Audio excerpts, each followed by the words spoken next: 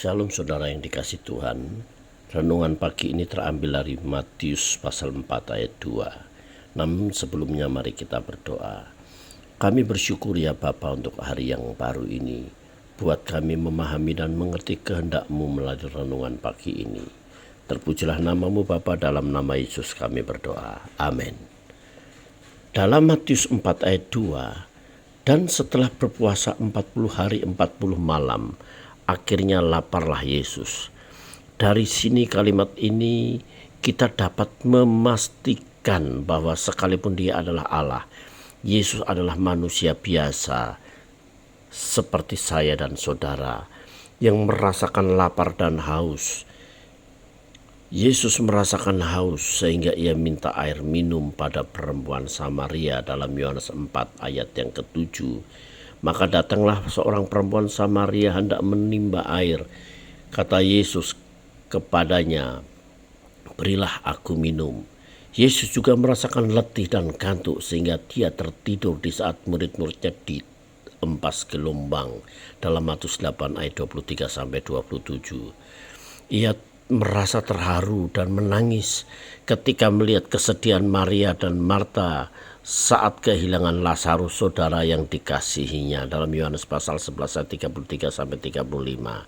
Saudara yang dikasihi Tuhan, Yesus manusia biasa seperti saya dan saudara, namun Ia tidak berdosa. Oleh sebab itu, janganlah kemanusiaan kita menjadi dasar atau alasan kita mudah jatuh ke dalam dosa dan hidup dalam dosa. Mari kita menyangkal diri untuk tidak mudah jatuh ke dalam dosa, karena kita telah menerima Yesus dan diberi kuasa atau hak kuasa menjadi anak-anak Allah dalam Yohanes 1 ayat 12. Tetapi semua orang yang menerimanya diberinya kuasa supaya menjadi anak-anak Allah, yaitu mereka yang percaya dalam namanya.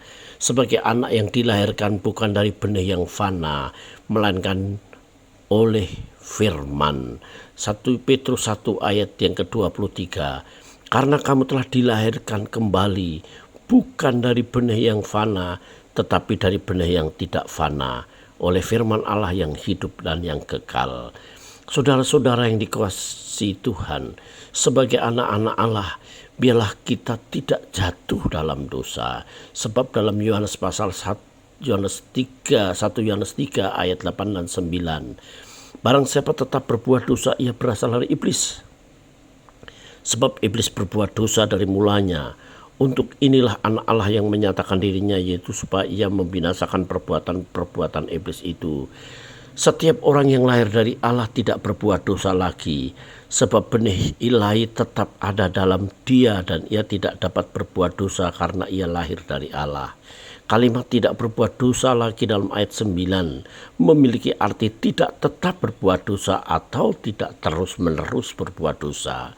Saudara-saudara, di saat Yesus lapar, datanglah iblis, si pencoba itu, untuk menjatuhkan Yesus supaya Yesus menurut keinginan daging. Iblis mengerti kelemahan Yesus pada waktu itu, yaitu kebutuhan daging. Sebab itu kebutuhan primer yang juga diperlukan oleh banyak orang. Dan berapa banyak orang yang jatuh dalam kelemahan ini karena mengejar kebutuhan daging atau kebutuhan fisik. Mereka meninggalkan Tuhan, bahkan melanggar firman Tuhan. Saudara-saudara, keinginan daging yang pertama yaitu bagaimana manusia berusaha mencukupi kebutuhan jasmani sehingga mereka meninggalkan imannya. Dalam 1 Timotius 6 ayat 10, karena akar segala kejahatan ialah cinta uang, sebab oleh memburu uanglah beberapa orang telah menyimpang dari iman dan menyiksa dirinya dengan berbagai duka. Keinginan daging yang kedua adalah hawa nafsu dunia. Rasul Paulus mengingatkan dalam Galatia 5 ayat 19-21, perbuatan daging telah nyata, yaitu percabulan, kecemaran hawa nafsu, penyembahan berhala sihir, perseteruan, perselisihan, iri hati, amarah, kepentingan diri sendiri, percideraan dan roh pemecah, kedengkian, kemabukan, pesta pora dan sebagainya. Terhadap semuanya itu kuperingatkan kamu seperti yang telah kubuat dahulu, bahwa barang siapa telah melakukan hal-hal demikian, ia tidak akan mendapat bagian dalam kerajaan Allah. Saudara-saudara yang dikasihi Tuhan, iblis si pencoba mengerti kelemahan Yesus, merasakan lapar. Demikian juga iblis tahu kelemahan kita yang sering dipakai iblis untuk jatuh ke dalam dosa.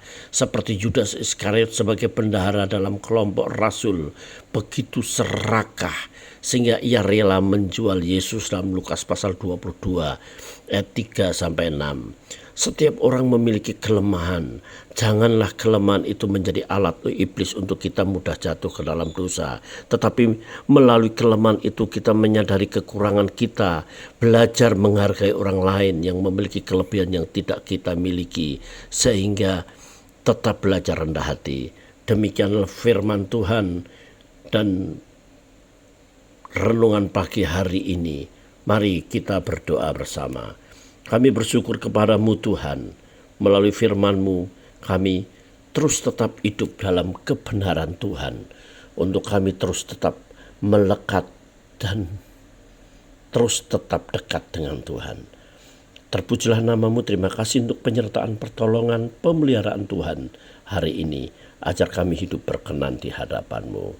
Dalam nama Tuhan Yesus kami berdoa. Amin.